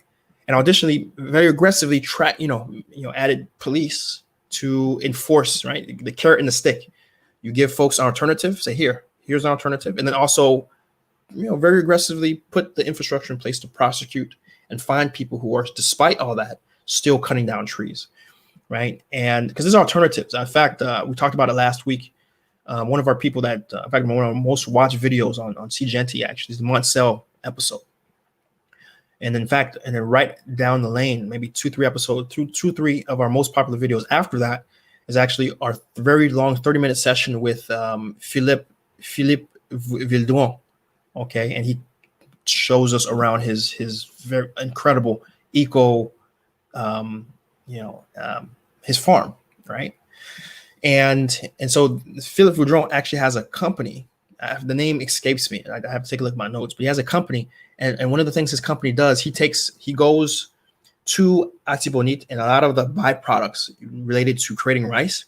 He actually takes that residual byproduct, he makes it into these little briquettes, and these briquettes burn better than the charcoal. They burn longer, burn better, and it's a cleaner burn, more consistent burn, and then provides them to rural people for sale, very cheap too, by the way. But still, it's still difficult to get buy-in, and at the end of the day, something at this level really needs to be supported by the Haitian government. The Haitian government needs to be buying these briquettes in larger volume to help support the business, right? And then honestly give it to these rural people at even more subsidized cost, right? Should charge them something, but even cheaper, right? In addition to doing what I just mentioned, which is adding a real police presence to these areas to ensure that trees aren't being cut after they're replanted, right? So that's what needs to be done, right? And options exist in the country natively to get it done. It's just unfortunate we don't have a government that can take the appropriate actions, right? But thanks, Franz, for that question. Appreciate it. Damani says, let's hope 20. Yeah, seriously, right? Let's hope we can see 2022, because 2021 is 2020 certainly has been madness, and we'll see what 2021 is. VPO Nick says, tous les femmes sont extraordinaires. Bonne fête des mères. Bonne fête. All right. So VPL. Nick, thank you for that. And as you guys, I can read French too. And what? And what? Vanessa Pierre 5 says, wait, but in 2016, there was a Hurricane Matthew and Moise was there. No, Moise was not there. They were still trying to campaign. Elections were happening in 2016. Wife, mom, nurse follows up. The opposition are true haters of Haiti. They make me sick. Okay. Wife, mom's perspective. Nilda Tournay says the problem with Haiti is that they have a whole lot of political parties. That is a major problem. There's a disunity there. I agree, right? There's a disunity there, certainly. And we've talked about some of the structural problems that contribute to the count of political parties, including the fact that the Haitian government pays political parties, right? So you've got a political party and you have a certain amount of seats in particular in Congress. I mean, all you need is just one seat. You're liable to get money from the Haitian government as part of their encouragement to allow political parties to be independent and self-sustaining aspects and vehicles. And so really the incentive is to have your own political party, right? And to get the big chunk. And it's not just a little bit of money. I mean, you can get, I had to dig up my notes on it, but last I checked, there was as much as, up to tens of thousands of dollars you can get from the Haitian government by having a political party that has, X amount of seats, right? So just FYI. And Lionel Pierre, thank you, brother. Thanks for appreciating the topics. All right. So yeah, that's where we're going to end it today. Kept it under 2 hours, which is wow. I'm used to the past few episodes been going, 2 hours, two and a half hours, 2 hours and 40 minutes. So that's incredible. Thanks for the contributions today and the chats and the conversation. Thanks for all the shares. Thank you for a lot of the donations. I've been very surprised. Two big donations here at this time. Very, very surprising. Thank you for that. These are certainly appreciated. Certainly will help. Those who came in late today, make sure to rewatch this episode. At the very beginning, I played the Dr. Claude Anderson, or you just go to my YouTube or YouTube, but Facebook and IG, and you can watch the Dr. Claude Anderson video. That's very applicable to Haiti. It's just super applicable to what's going on right now with George Floyd, but even more important that we Haitian diaspora who watch that and see how we can apply those same strategies, because it's the same situation that Haiti faces. It's economics, man. It's just that simple, and we have to engage our contribution to improving Haiti economically, right? Even those who are part of non-for-profit work. Again, Haiti's a big elephant. We all need to move in the right way. Any engagement in Haiti is a good engagement, but it's always important to structure that engagement in a way that can help funnel economic opportunity, right? Let's always keep that in mind. How can I buy from a Haitian, or how can I employ a Haitian, even in the not-for-profit things you do, as much as possible, right? And that's how you can really impact and influence change. As always, we're on YouTube, See Genty, and so do remember you can, if you don't know, if it's your first time here, you can subscribe to this channel. There's a lot of stuff we got going on. Like go to the homepage, you'll see we have so many playlists of different things. We drive around in Haiti, we drone in Haiti, we walk in Haiti, we highlight businesses, right? We go to touristic places, we go to restaurants, right? We got so much cool content on there. If you haven't seen it, any of that, literally, call me the Netflix of Haiti. Why? Because I got so much content on there. You can binge, right? Take an evening and just binge the content, and then share your favorite stuff, right? Especially right now, since I can't necessarily be in the country and produce new stuff. So there's so much old school content on there that hasn't been watched yet, right? So please go ahead, watch that content. If you're new here, share your favorite videos. Remember, the podcast is something I'm doing since I can't produce the traditional content I'm used to producing. We got some awesome guests who are doing some incredible things. We dropped some incredible episodes recently. So if you haven't seen the most recent ones, do check those out, right? Also have incredible upcoming guests, not only this weekend, but the weekend after. Can't wait to share that episode with you guys. And of course, if you appreciate the conversation we've had today, share the stream, share it. It's not too late to share it, right? A lot of people will appreciate the information they've gained today. You gained today. They'll appreciate it if they're exposed to it, I'm sure. So do share it, right? And again, as always, guys, we'll be here Sunday, 11 a.m. God willing, knock on wood, God willing, we will be here to look at the week prior and discuss. Okay. All right, guys, listen, until we're back at it again, we'll be back at it again. Peace.